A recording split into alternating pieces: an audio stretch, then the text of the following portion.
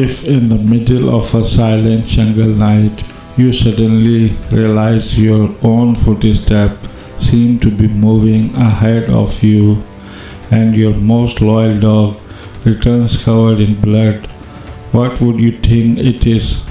A wild animal attack or something in the jungle that is silently following you everywhere you go? This is the story of Simba, a journey where loyalty, fear, and a mysterious force blur the line between reality and the unknown. He was 1 month old when he came to me. He lived with me for almost 3 years, and the way he lived and died made it very difficult for me to keep another Alsatian dog, even though I have always loved keeping dogs and even though I have hunting dogs. One cold, damp and stormy evening in January in Peshawar, a friend called me. He said that if I was interested in a white Alsatian puppy, I should come to his house immediately. Many people wanted the puppy, but he believed that because of my love for dogs, I would take better care of him. I was interested, so I went to his house right away. His Alsatian had 4 puppies, one white and 3 black and brown. The white one was the biggest and healthiest, so I brought him home. Even though he was very young, he would growl at everyone and make small barking sounds. Because of this, we named him Simba. In the Swahili language, Simba means loin. At home, he was given warm milk and then he peacefully fell asleep near my feet. He kept this habit all his life. At night, it was very hard to make him sleep separately in his basket. He didn't want to stay alone. I moved his basket near my bed, but he still made noise. Then I placed the basket on a stool close to my bed so he could see me whenever he wanted. This helped a little. At some point during the night, he came out of his basket and climbed onto my bed and slept.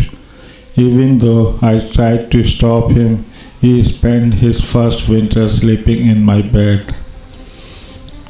That was the beginning of my relationship with Simba. As time passed, Simba grew bigger and stronger. In his youth, he weighed around 120 pounds. He was very strong, handsome, and naturally very loving. He was also extremely brave. Other dogs were afraid of him and stayed away. Near the city of Kohad, at the border of settled and tribal areas, there is a force called the Frontier Constabulary. It has forts and posts all over the province. The officer in charge of a fort is called the command officer, and many posts work under him. This force has a very brave tradition. Its members are highly dedicated. Only those who have worked with them can truly understand their loyalty and sense of duty. When Simba came to me, I was serving in this force as a command officer. My staff quickly realized that the best way to please me was to have a good relationship with Simba, so everyone tried to be friendly with him. Since childhood, I had heard that even if you bury a dog's tail in the ground for 12 years, it will still come out crooked. Similarly, it is said that an Alsatian is loyal to only one owner. Because of my job, I never stayed in one place for 12 years, so I never had a chance to test this idea properly.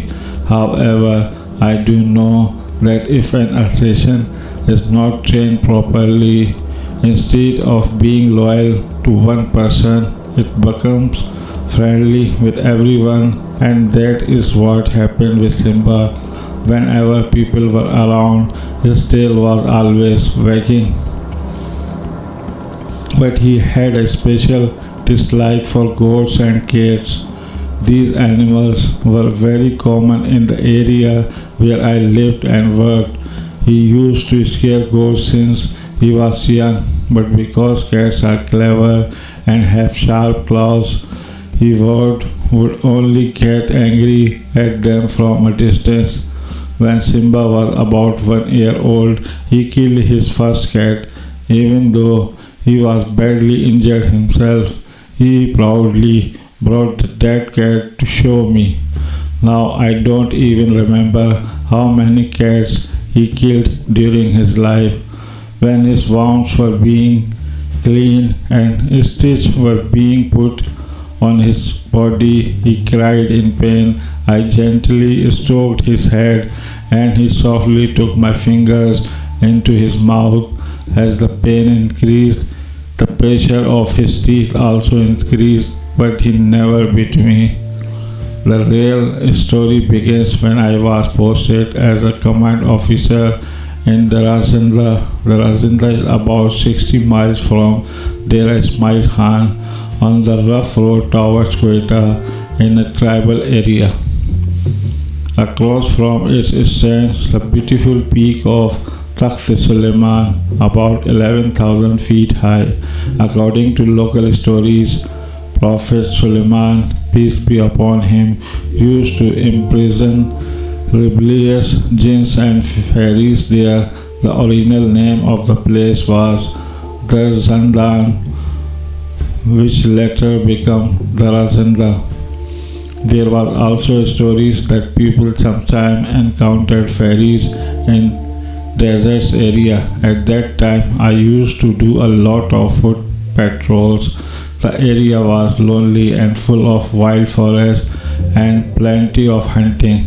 During these patrols, Simba was always with me.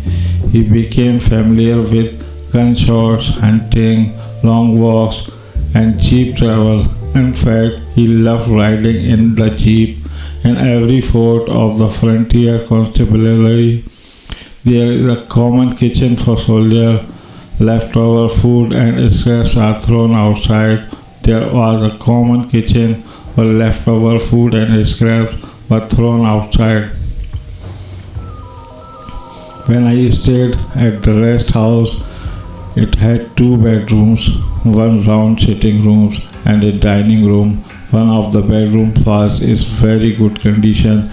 I chose the room that was further away for myself. After telling my orderly to unpack my things, I sat outside on a chair on the lawn and started enjoying the surrounding view. The rest house was built on the edge of a hill about 500 feet high. In front of it stood Takht-e-Suleiman. In the valley below, a beautiful stream of clear water was flowing among the green fields. There were small villages. Because it was evening, light blue and grey smoke was rising from the house as people were preparing food. Birds were returning to their nests from different places. I could hear the call of partridges and other birds. In a nearby village, dogs were barking as if they were arguing with each other. Simba was lying near my feet, raising his ears and looking around at the sound. I was lost in this peaceful scene when around orderly from the Bangalore, who is still with me today after retirement, came and asked for permission to speak. Stammering a little after I allowed him, he said that I had chosen the wrong room. When I asked why my decision was wrong, he simply replied that the room was haunted. Then he took me inside that room. In one corner near the roof, there were 6 clear bullet marks on the wall. He told me that the command officer who lived there before me had fired those shoots at a gin, ferry or goose. After that incident, the officer moved to another room and his one was closed. After that, no one was troubled there. I cannot say that I don't feel fear. I am afraid of jinn and spirits. If you promise to keep it secret, I can even admit that I am afraid my wife, but more than anything, I am afraid of what people will say about my fear. That is why I decided to stay in the same room at my cost. Otherwise, the whole fort would know that I was afraid. I lived in that room for about 2.5 years because of my jobs and hunting. I had spent many nights in forests, watch posts, and rest houses that were known to be haunted, so I was not too worried about this story. Also, I was at that age when I felt I could handle even a ghost or two. Instead of fear, I felt a strange excitement. I had great confidence because of Simba. I believed that no matter how dangerous the spirits were, both of us would safely complete our stay there. When you sleep in a new place, you hear unfamiliar sounds and sometimes wake up suddenly. Because of this, I feel a little uneasy at times, but mostly I sleep peacefully. Simba, as usual, stay in the room with me. After showing me the bullet marks, the orderly only said that it would be better if I stayed in the other room. I have a habit of keeping my things in fixed places. For example, I always keep my books in the same spot and the same with other items. The orderlies knew these habits and followed it, but after coming into this room, I feel that this routine was changing. Things seemed to move on their own. When I asked the servants, they clearly denied touching anything. I even marked some items and placed them carefully, telling everyone not to move them, but still I would find them in different places. Sometimes I feel as if an invisible shadow was moving from one side of the room to the other. Simba would immediately become alert and stare at that direction. One night I was sleeping deeply when I suddenly woke up as if someone had shaken me. I was covered in sweat and my body was trembling. I felt a strange pressure and heaviness in my mind. Simba had climbed onto my bed and his hair was standing up. When I stroked his head, he gently held my head in his mouth. As my uneasiness increased, the pressure of his teeth also increased. I thought he might draw blood, but he didn't. After a short while, Abdullah called out. Even before he entered the room, Simba jumped down from the bed and went back to his place. Abdullah asked why I had called him. When I denied calling him, he looked at me strangely for a few moments, shook his head, and went back. I closed the door and went back to sleep. This strange experience happened many times, sometimes while sleeping, sometimes while awake. Sometimes Simba also sensed it and sometimes he stayed quiet, but mostly he showed sign of uneasiness. Winter arrived in Darazan. The firewood was very cheap. After dinner I would light a fire in the fireplace and sit there with a kettle of tea. On top of the fireplace there was a heavy English dictionary.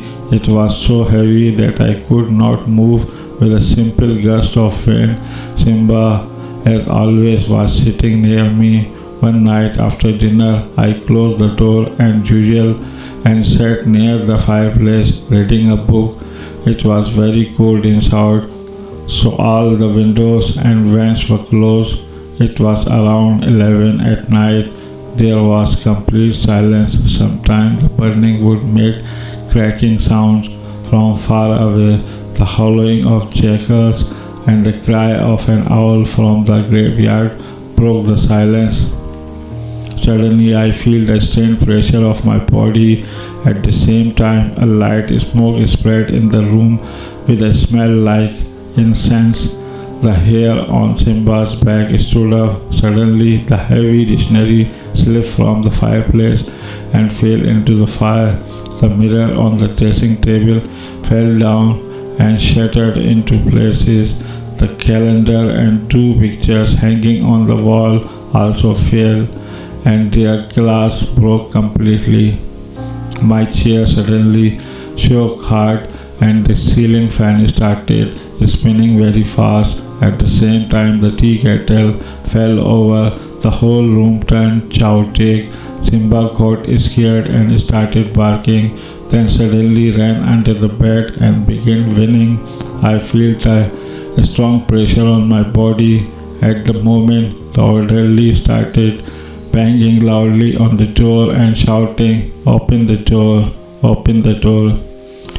As soon as the door opened, Simba rushed out of the room like a bullet. The pressure on my body slowly began to decrease. The orderly kept looking at me in shock, as if I had seen something strange. He kept asking what had happened, but I couldn't explain anything because I hadn't seen anything. I had only felt it. The falling of the dictionary, calendar, and pictures could have been caused by a shock, but it didn't seem that simple. The orderly again insisted that I should move to the other room, but I refused. However, I left one door open that led to the galley where the orderly placed his bed. That night I couldn't sleep at all. After this incident, Simba often avoided staying with me in that room at night. If I tried to keep him inside by closing the door, he would make noise and run out. Around this time, I also went on the short trip. Even after thinking about the incident many times, I could not understand what had really happened. As I mentioned before, I stayed in the room for more than 2 years. Such incidents happened from time to time, but I was never as disturbed as I was on that first night.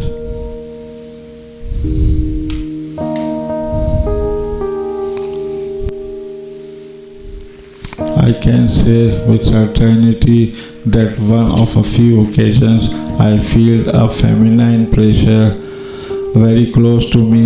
Simba was a hunting dog, but he did not fully understand hunting discipline. In excitement, he often made mistakes that spoiled the hunt, so he had to be controlled. Below our fort, there was a dense reed forest along a stream. Somehow, wild boars had appeared there, even though their nearest habitat was about 60 miles away near the Indus River, close to Dera Ismail Khan. Their number was increasing rapidly because in those forests they had no enemy except humans.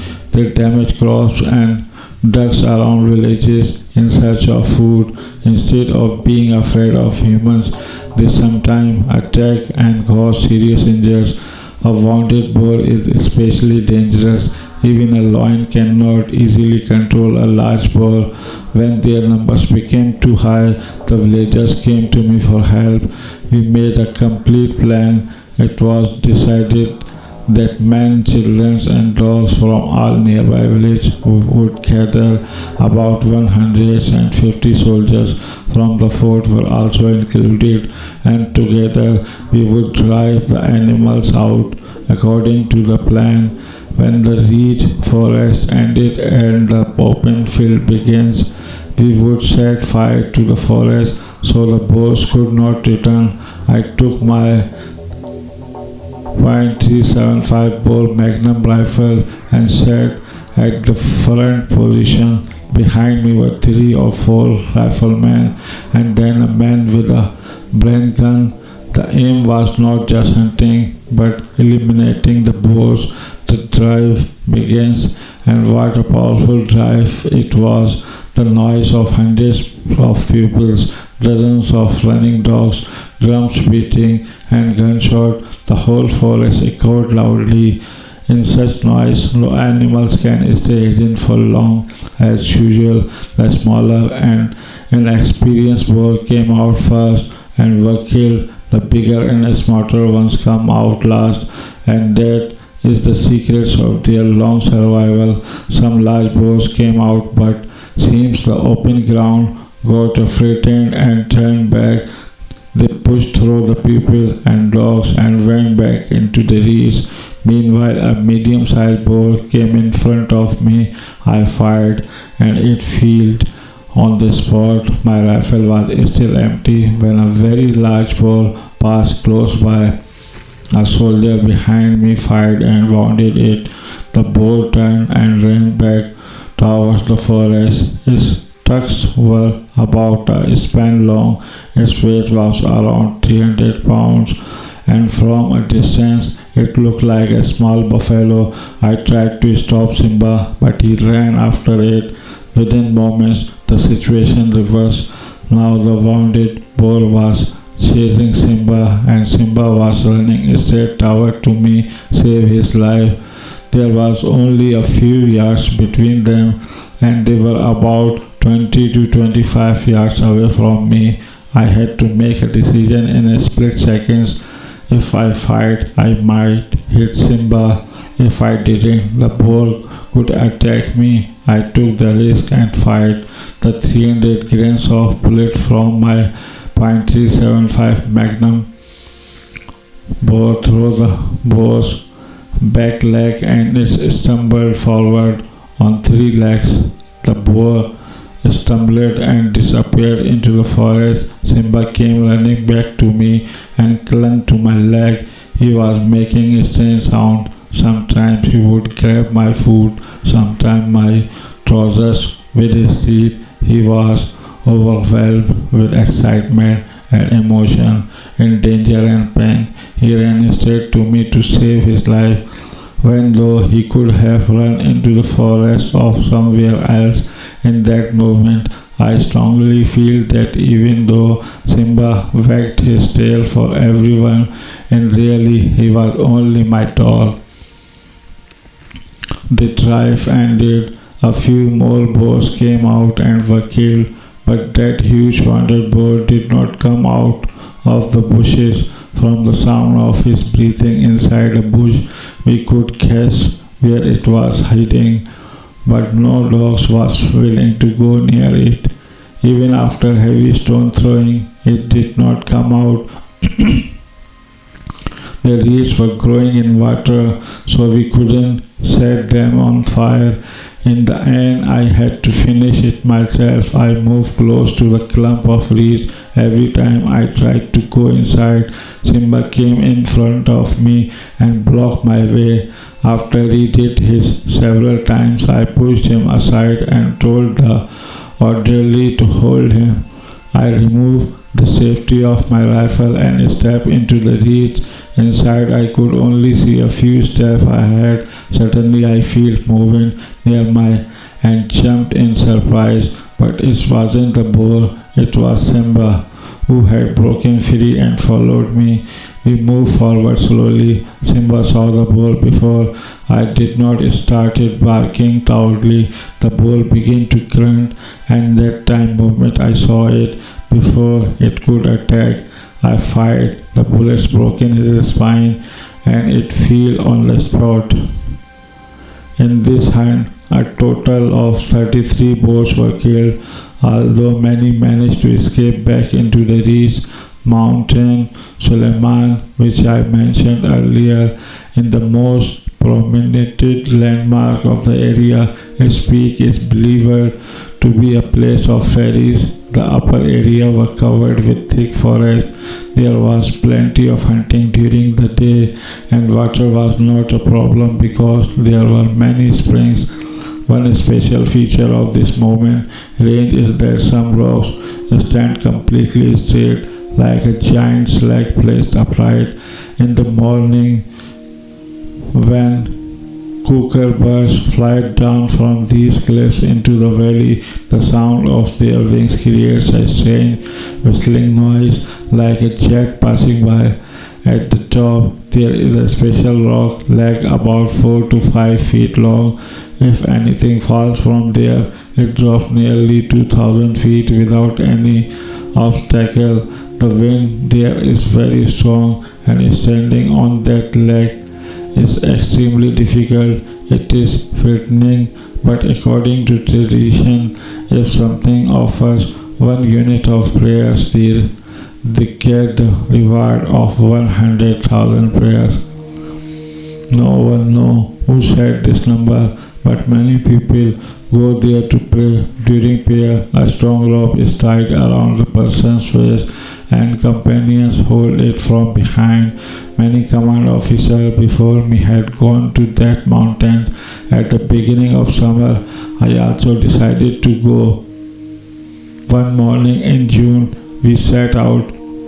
We traveled about 10 to 12 miles on rides, then continued on foot. It would take 2 nights to reach to the top. We took a sheep, a goat, and chickens for food. There were 40 of us in total, and Simba was also with us. A local hunter guided us. We also planned to hunt markhor and wild goats along the way.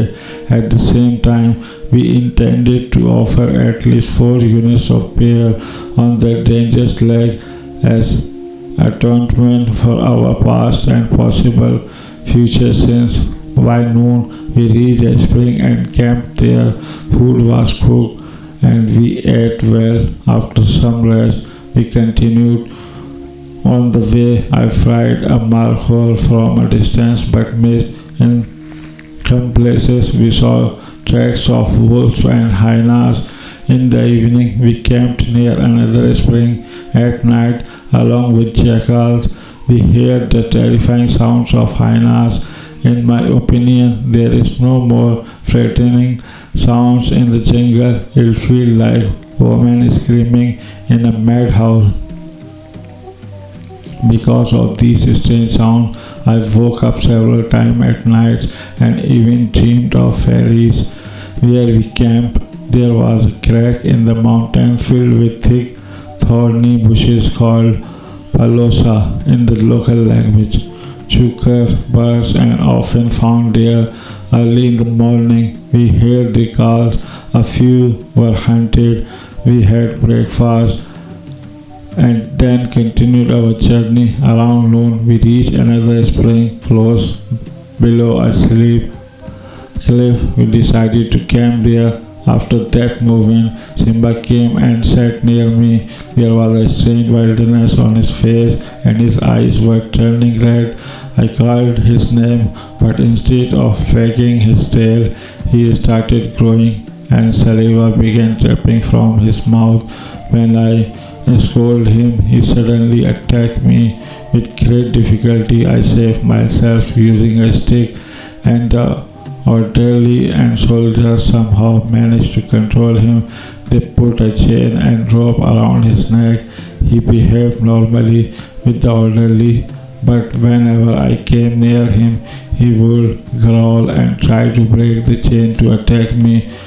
These were all signs of madness, rabies. I regularly vaccinated my animals, and Simba had also been given injection brought from Lahore, but either the medicine was old or it had not been stored properly.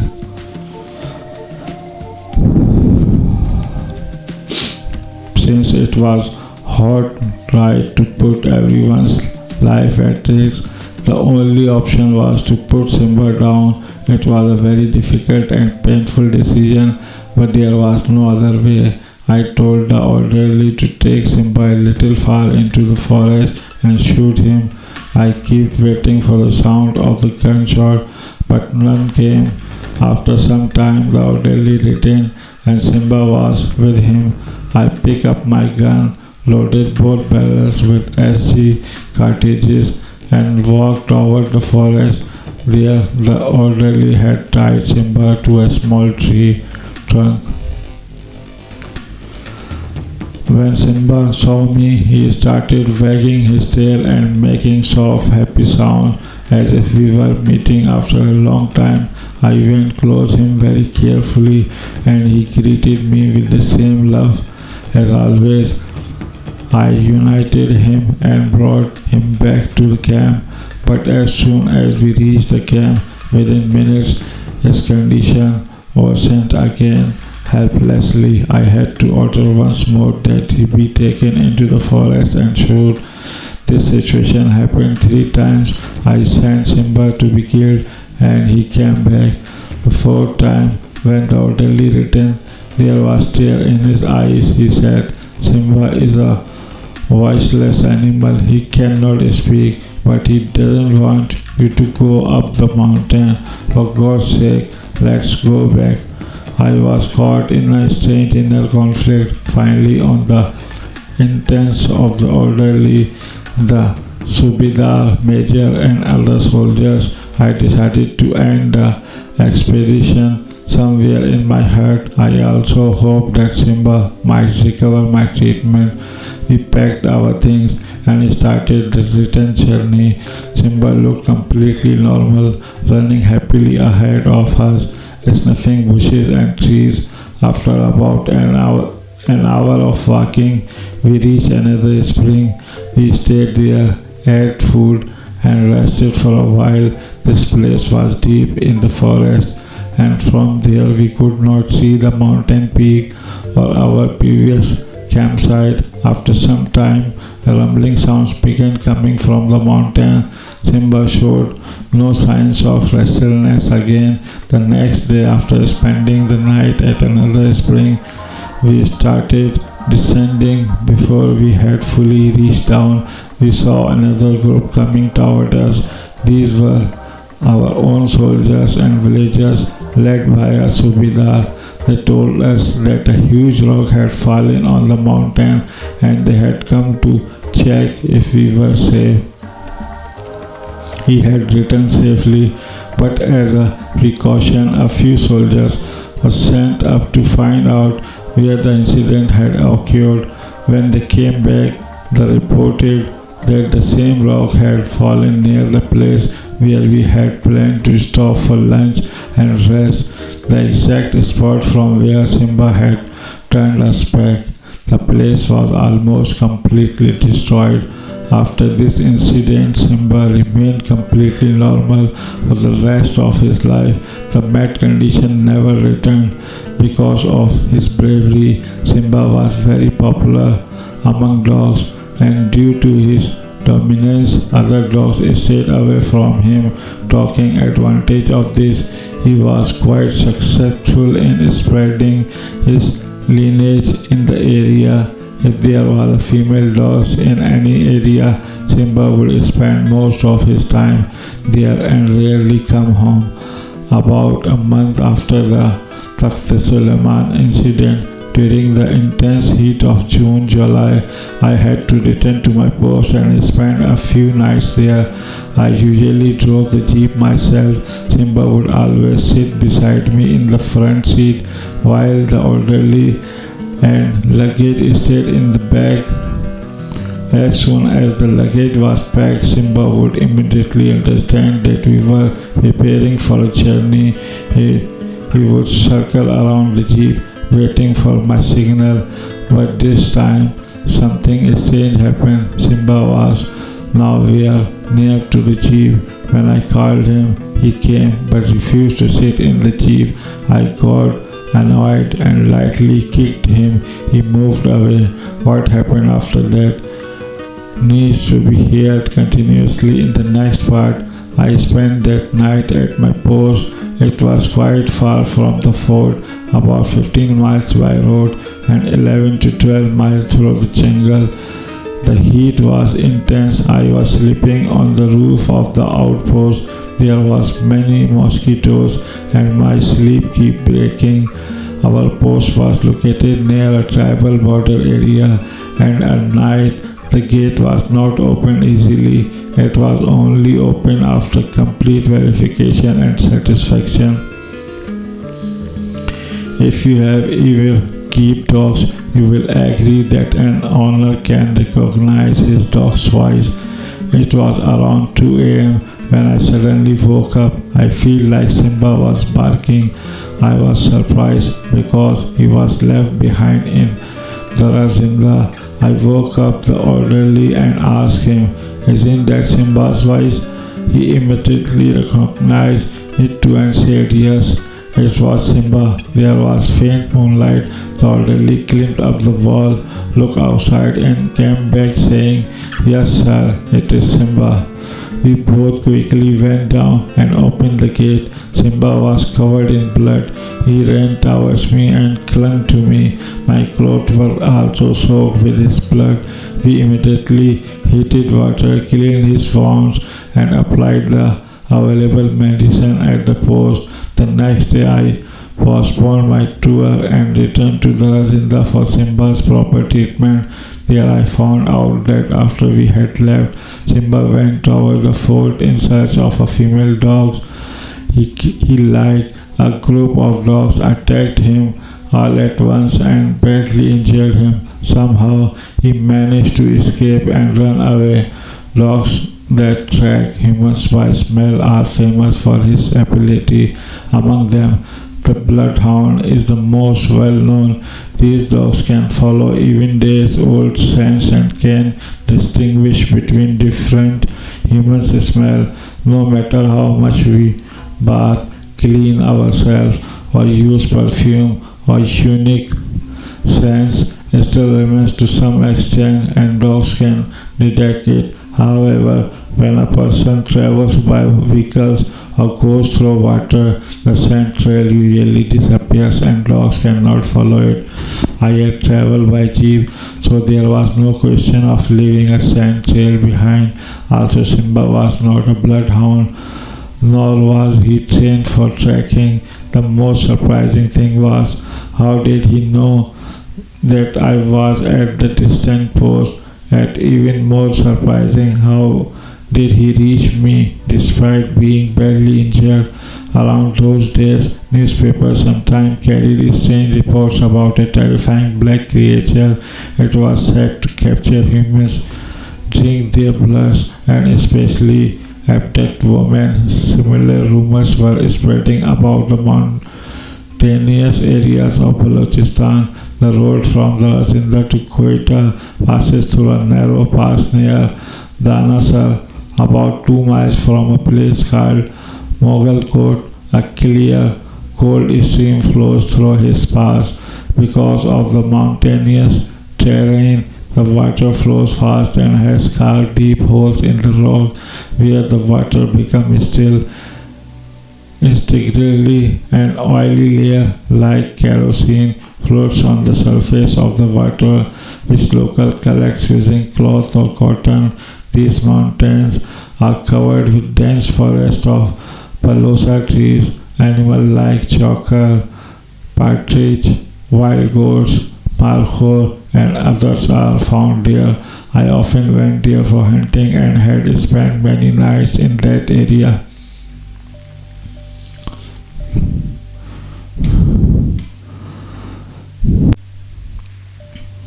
During that time, rumors spread about the black, bloodthirsty creature in those mountains. People said it was twice the size of a human, had long hair and black claws. At night, it could spit fire from its mouth. It was also believed that it walked on 2 legs like a human and that bullets had no effect on it.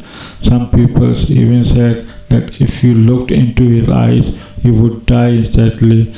Some soldiers claimed to have seen it during patrol, but none of them dared to fire at it. I never took these rumors seriously, but in my heart I had decided that if I ever encountered it, I would definitely shoot. One evening just before sunset, we were returning from the mountains when we saw a black shadow moving on a hill about 500 yards away. It was getting dark, and even With binocular, we couldn't clearly see what it was. Despite my companions tried to stop me, I fired at the shadow. It just disappeared immediately. Because of the darkness, it wasn't possible to follow at that time, but all night I was worried when if I had a shot of him. The next morning we went to that spot but found no bullet marks and no trace of any animals or creature. For the next 2 or 3 days I kept searching the area but found nothing. I also spoke to some people who were injured in attacks by this creature, but even they could not clearly describe it. They said that as soon as the attack happened, they closed their eyes because looking into its eye means certain death. I examined their wounds as well. They looked like they were caused by a sharp weapon, but there were no bite marks anywhere.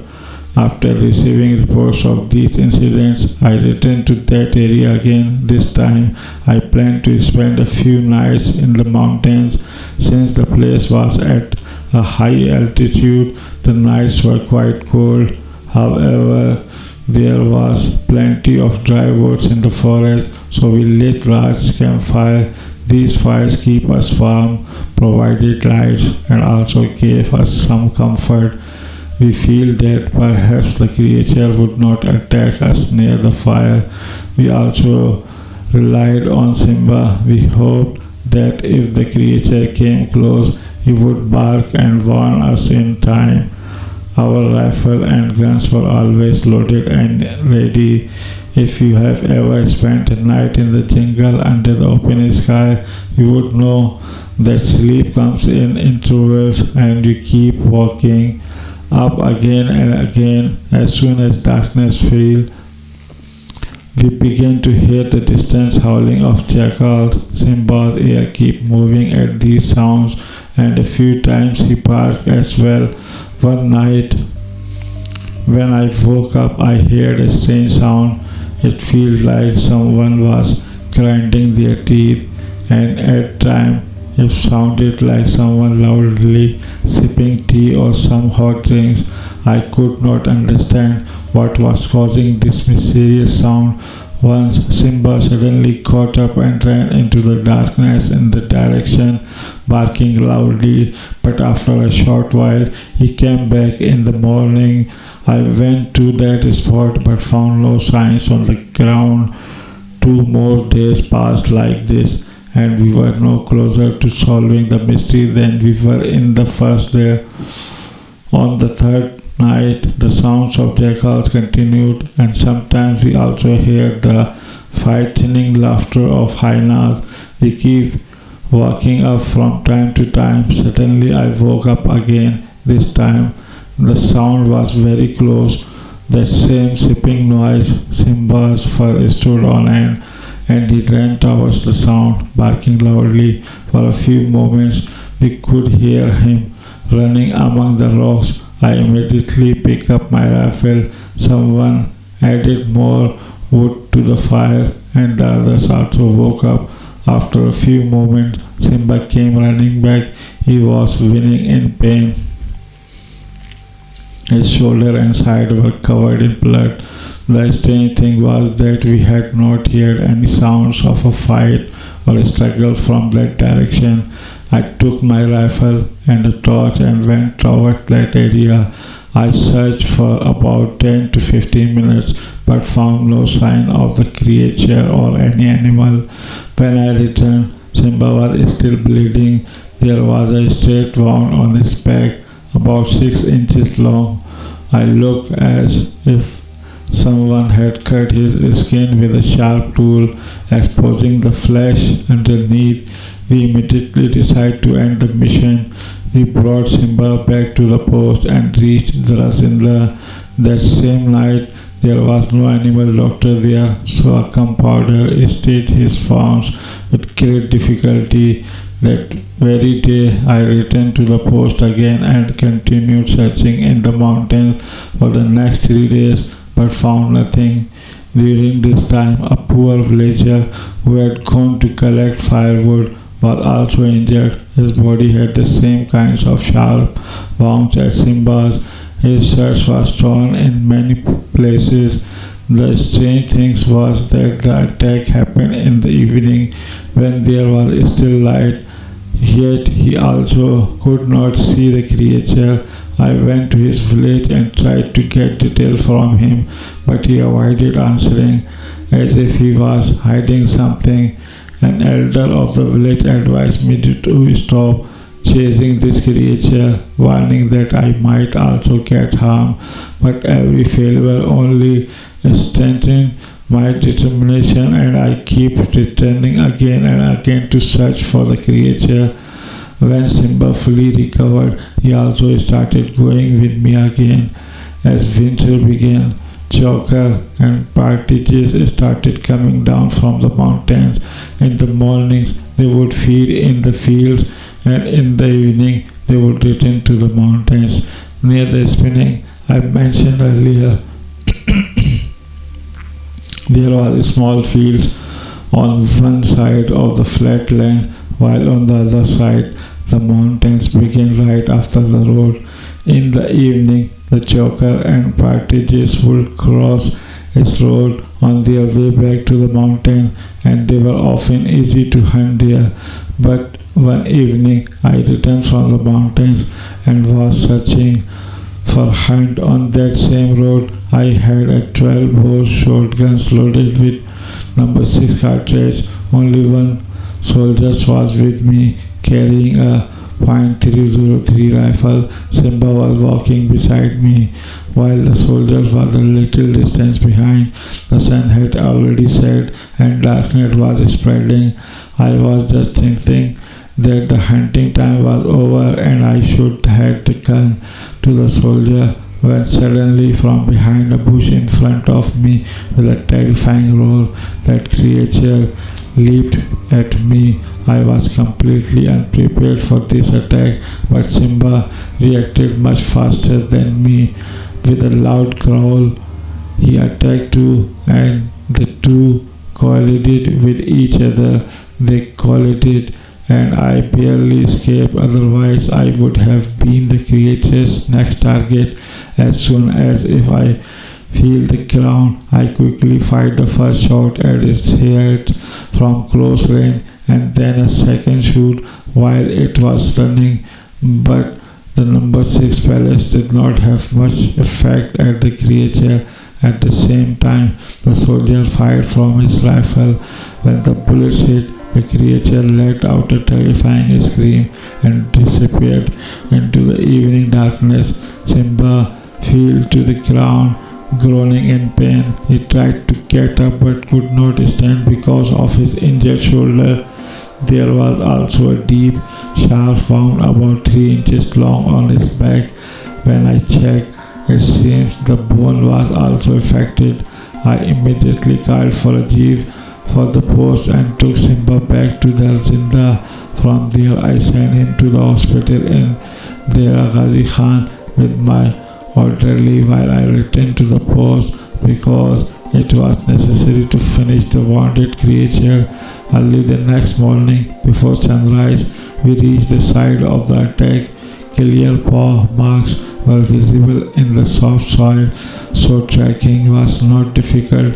At first there was no sign of blood, but after crossing the stream, we started to see blood stain in the mud.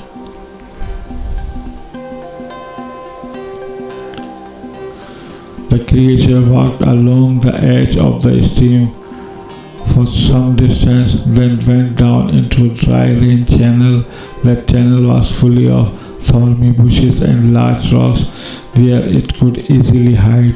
There was a real danger that it might suddenly attack from close range.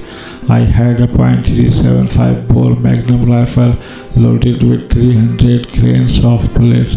I removed the safety and slowly moved forward. Behind me was a local hunter, and behind him my orderly with a shotgun.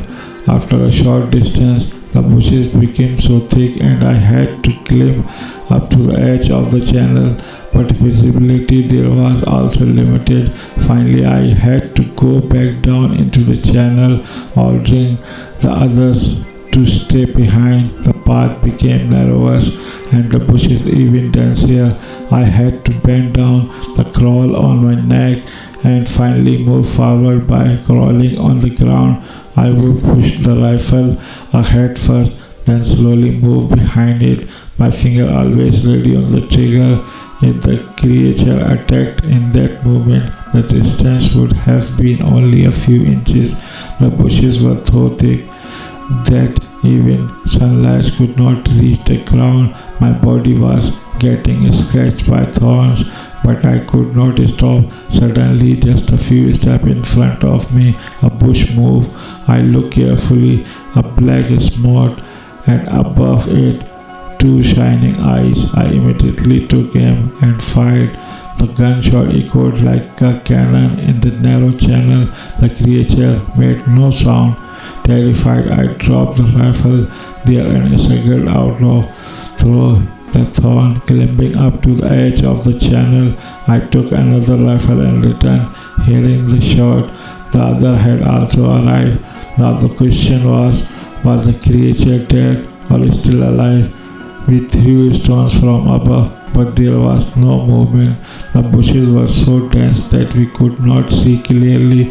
Finally, we started cutting the bushes from above.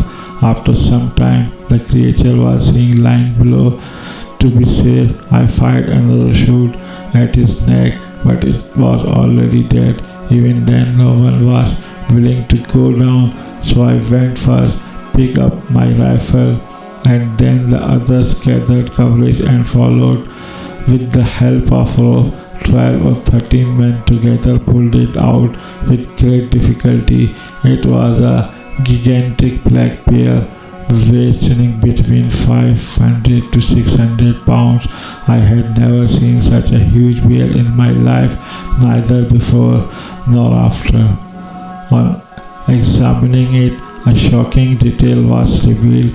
There was a hole in its nose between the nostrils, with an iron ring inserted and a small wooden piece attached to it. It was clear that his had once been someone's pet bear, which had broken free and later into a deadly creature in the wild.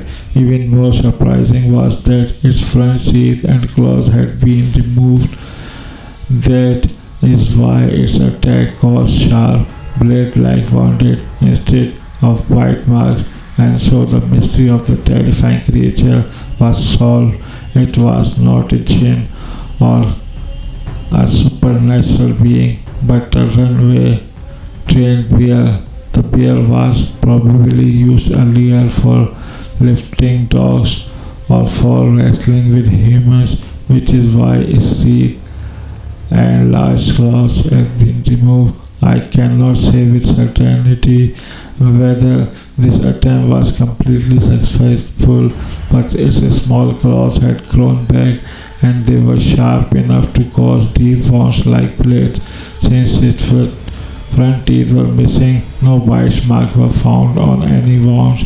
There is also an unanswered question: why did it start attacking humans after being set free? I cannot give a clear reason for that. We looked the bear onto a truck and brought it to our post. People from nearby areas somehow heard about it and started coming in large numbers to see it. Some even tried to cut off parts of his body, so I had to assign a soldiers to guard it. The two number 6 shots I fired earlier had little effect. The first shot's pellets got stuck in its thick fur and did not reach the skin. The second shot caused only a minor wound near its back. The soldier's .303 rifle bullets passed through its body but did not break any bones. The real fatal shot was my first morning shot, which destroyed its brain. The second shot was only fired as a precaution. I was still at the post when I received a phone call from Dera Ismail Khan. The doctor who examined Simba said his shoulder was badly broken and could not be repaired. Considering his suffering, it would be better to put him down. I replied that nothing should be done to Simba until I arrived.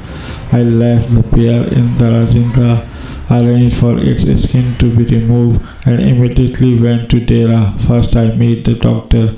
He clearly said there was no hope for Simba's recovery and it would be better to end his suffering. Professionally, the decision was correct, but my heart refused to accept it. When I reached Simba, he was lying on the ground. He tried to get up when he saw me, but failed. He simply lay there, wagging his tail. I stroked his head, and he gently took my hand into his mouth and held it softly. There was a strange pleading in his eyes, as if he was asking me for something. It felt like he understood that his life and death were about to be decided.